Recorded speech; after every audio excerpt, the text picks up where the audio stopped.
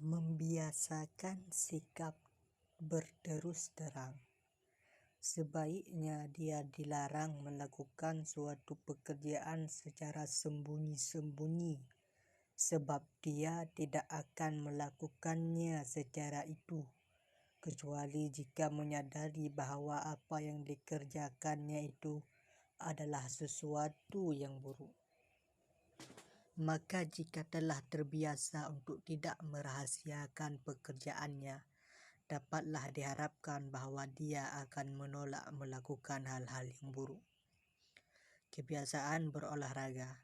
Hendaknya pada sebahagian waktu siang hari, dia dibiasakan untuk berolahraga dengan berjalan kaki atau dengan melakukan gerakan-gerakan tertentu, agar dia tidak dikuasai oleh rasa malas. Akan tetapi hendaknya dia dibiasakan kepadanya agar dalam melakukan hal itu senantiasa menutup auratnya. Janganlah dia berlari terlalu cepat, tidak menjulurkan kedua tangannya ke bawah, tetapi mengantupkan keduanya di dadanya. Kebiasaan bersikap tawadhu.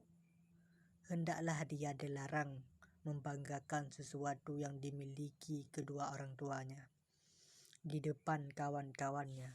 Demikian pula sesuatu yang berkaitan dengan makanannya, pakaiannya, peralatan sekolahnya, ataupun lain-lainnya.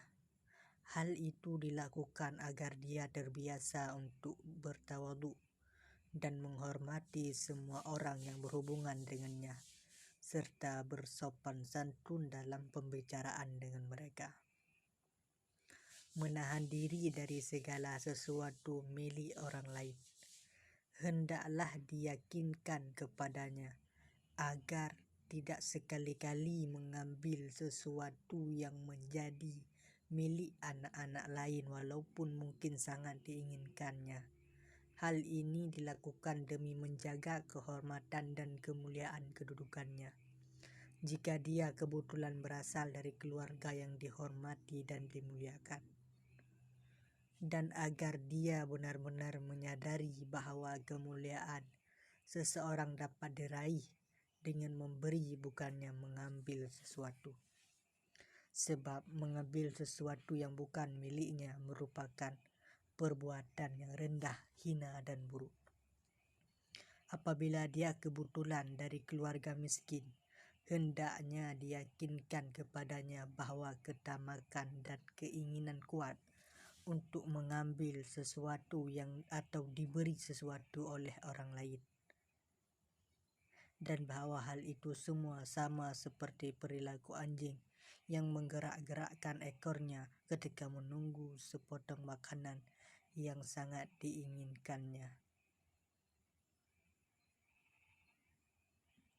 Secara umum hendaknya anak-anak sejak kecilnya disadarkan tentang buruknya perilaku kecintaan pada emas dan perak, serta ketamakan untuk memilikinya, dan agar mereka ditakut-takuti dari kedua-duanya, lebih daripada takut dari ular dan kalajengking, sebab bahaya kecintaan pada emas dan perak serta keinginan untuk memilikinya lebih besar daripada bahaya racun terhadap anak-anak maupun orang dewasa. Etika ketika duduk bersama orang lain. Hendaklah dibiasakan kepada anak-anak agar menaati pelbagai adab ketika duduk bersama orang lain. Misalnya tidak diperbolehkan meludah, tidak membuang ingus, tidak menguap di depan orang lain, tidak membelakanginya, tidak meletakkan kaki di atas kakinya yang lain, tidak meletakkan tangannya di bawah dagu, dan tidak menyangga kepala dengan tangannya, sebab sikap duduk seperti itu menunjukkan kemalasan. Karenanya ajarkan kepadanya cara duduk yang sopan. Selain itu hendaknya diajarkan agar tidak banyak bicara, sebab hal itu juga tidak menunjukkan kesopanan dan hanya layak bagi anak-anak yang tak berbudi. Anak-anak hendaknya dilarang sama sekali dari kebiasaan bersumpah, baik dalam kebenaran maupun dalam kebodohan, apalagi dalam kebohongan. Hendaknya dibiasakan untuk tidak memulai pembicaraan, tetapi hanya menjawab pertanyaan yang diajukan kepadanya, dan sekadar memberikan jawaban yang secukupnya. Ajarkan kepada mereka agar pandai-pandai mendengarkan orang lain apabila dia berbicara, terutama jika usianya lebih tua dari mereka, dan ajarkan pula agar berdiri untuk menghormati kedatangan orang lain yang lebih tinggi kedudukannya dari mereka, memberinya tempat duduk, dan setelah itu duduk dengan sopan di hadapannya. Larangan mencaci maki.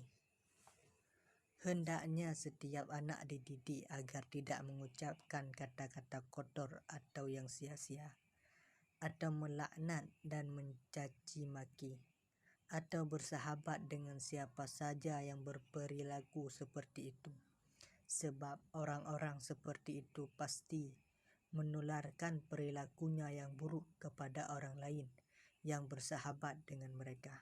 Adapun dasar utama dalam pendidikan anak-anak adalah menjauhkan mereka dari teman-teman yang tidak baik akhlaknya. Membiasakan anak agar tabah dan berani. Apabila dia dihukum atau dipukul oleh gurunya, hendaknya dia tidak berteriak-teriak ataupun ribut-ribut. Tidak sepatutnya pula dia meminta pertolongan orang lain agar diselamatkan dari hukuman itu. Tetapi seharusnya dia tetap tabah dan sabar, karena begitulah sikap orang-orang yang jantan dan berani. Sedangkan menangis dan berteriak-teriak adalah sikap para budak dan perempuan. Memberi kesempatan untuk bermain-main. Apabila telah pulang dari sekolah, hendaknya diizinkan kepadanya untuk bermain-main sekadarnya, agar dapat beristirahat dari kelelahan setelah belajar. Tetapi jangan pula dia dibiarkan bermain-main secara berlebihan, agar tidak merasa lelah setelah itu. Bermain-main bagi seorang anak adalah sesuatu yang penting, sebab melarangnya dari bermain-main seraya memaksanya untuk belajar terus-menerus dapat mematikan hatinya, mengganggu kecerdasannya, dan merusak irama hidupnya. Begitulah sehingga dia akan berupaya melepaskan diri sama sekali dari kewajiban untuk belajar.